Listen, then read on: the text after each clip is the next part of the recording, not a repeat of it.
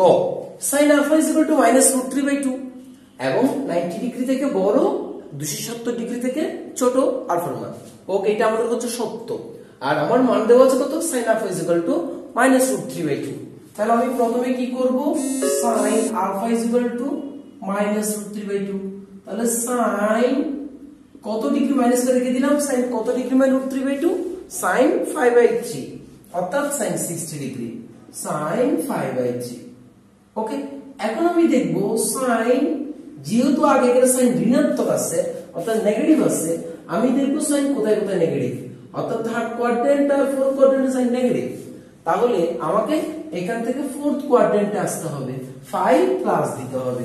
sin 5 equal to sin 5 plus 5/3। আশা করি আমরা এতটুকু বুঝছি।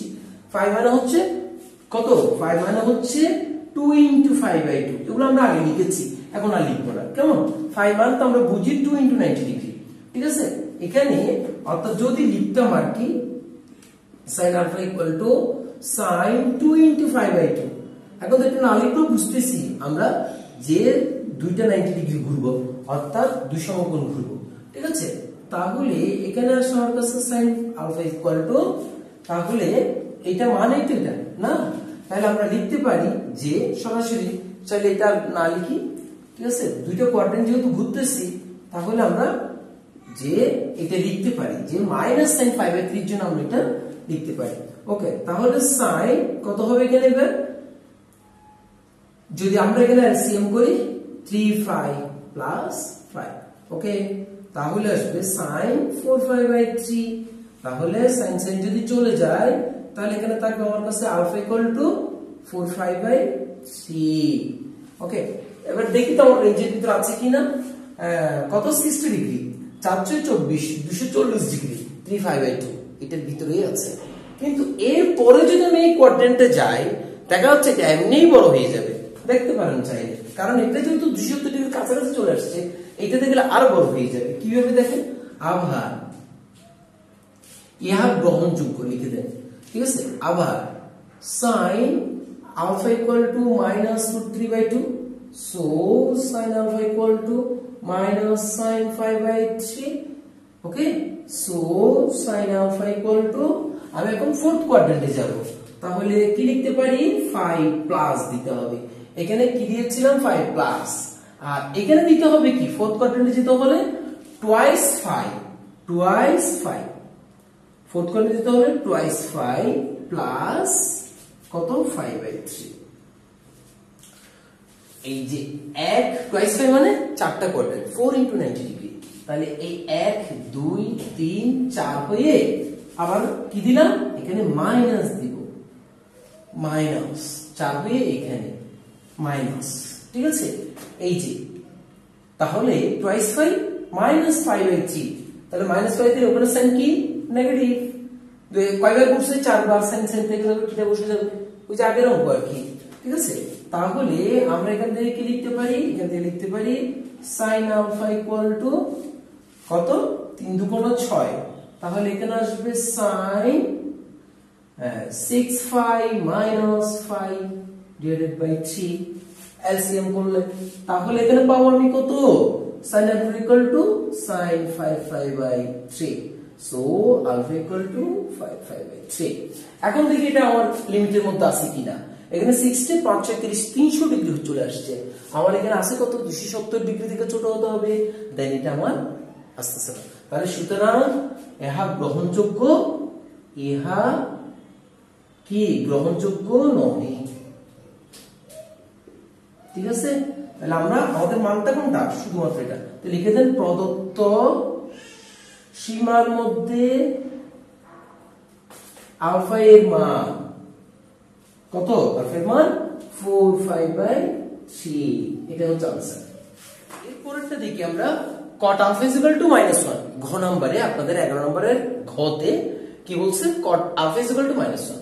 কিন্তু এই আলফার সত্য হচ্ছে 180 ডিগ্রি থেকে বড়, 360 ডিগ্রি থেকে ছোট।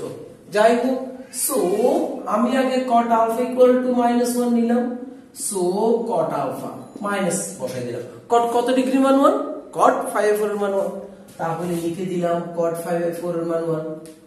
এরপরে কট এখানে দেখতেছি নেগেটিভ, যেহেতু নেগেটিভ আছে কট কোথায় কোথায় নেগেটিভ, একমাত্র এটা ছাড়া ফার্স্ট কোয়াড্রেন্ট আর থার্ড কোয়াড্রেন্ট ছাড়া কট এখানেও নেগেটিভ এখানেও negative, second quadrant fourth quadrant দুটোতেই কট নেগেটিভ। ওকে, তাহলে কট আলফা ইকুয়াল টু আমাকে প্রথমে এই কোয়াড্রেন্ট আসতে হবে, এরপরে এই কোয়াড্রেন্ট। এই কোয়াড্রেন্টে আসতে হলে কটকে ঠিক রাখতে হবে, কটকে ঠিক রাখতে হলে এখানে কোয়াড্রেন্ট জোর হতে হবে, তাহলে 5 দিতে হবে। 5 মানে 2 * 90 ডিগ্রি, তাহলে n এর মান কত এখানে 2। অর্থাৎ আমি এখানে সব সময় এইটাই করতেছি প্লাস মাইনাস থিটা, ঠিক আছে। 5 মানে 2 * 5/2 দিছি, সো এটা হচ্ছে n। এই n এর মান যদি জোর থাকে cot ঠিক থাকবে, তাহলে মাইনাস cot 5/4 কে আমি cot 5 মাইনাস 5/4 লিখলে কোনো অসুবিধা হচ্ছে না। আমরা এর আগে অঙ্ক কিভাবে করছি, এর প্রথমের অঙ্ক বলেছি।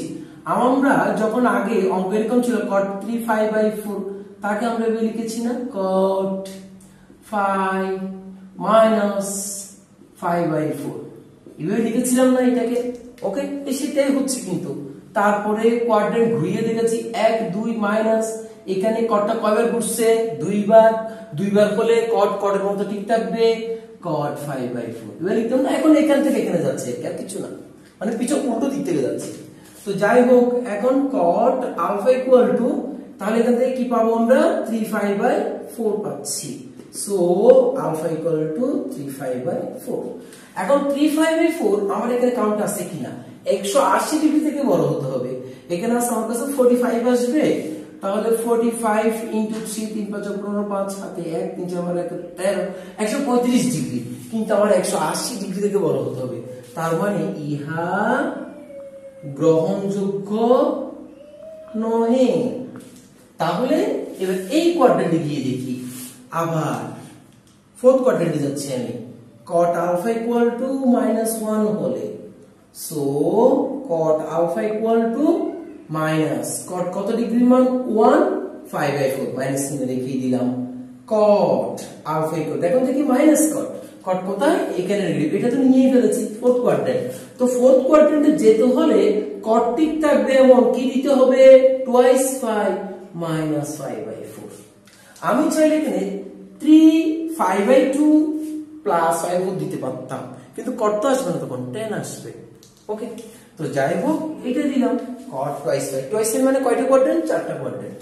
So cot alpha equal to minus cot 5/6 কে এটা দিতে পারতেছি না, আবার দেখেন ভালো করে, 4 বার ঘুরবে, 1 2 3 4 বার, এখানে মাইনাস, তো মাইনাস চিহ্ন আসবে এটাকে ভাঙলে। তারপরে cot 4 বার ঘুরছে, cot ঠিক থাকবে, 5/4 চলে আসবে। ওকে, তাহলে cot 4 গুণ 8 থেকে চলে গেলে কত, 7/5/4, যেটা আমি এলসিএম করি আর কি। মানে আমরা আগে করেছিলাম এইভাবে, 7/5/4 ছিল, তাকে আমরা এভাবে 7/5/4 কে ভাঙতাম কিভাবে, টুয়াইস 5 মাইনাস 5/4 করেছিলাম। তারপরে কি করেছিলাম, cot ঘুরবে 8 বার, 1 2 3 4 বার ঘোরার পরে মাইনাস, এখানে cot নেগেটিভ, তারপরে 5/4 লিখেছি। এখন সেই উল্টো কাজটা করেছি, আর কিছুই না। তাহলে cot যদি চলে যায়, আলফা ইজ ইকুয়াল টু 7/5/4।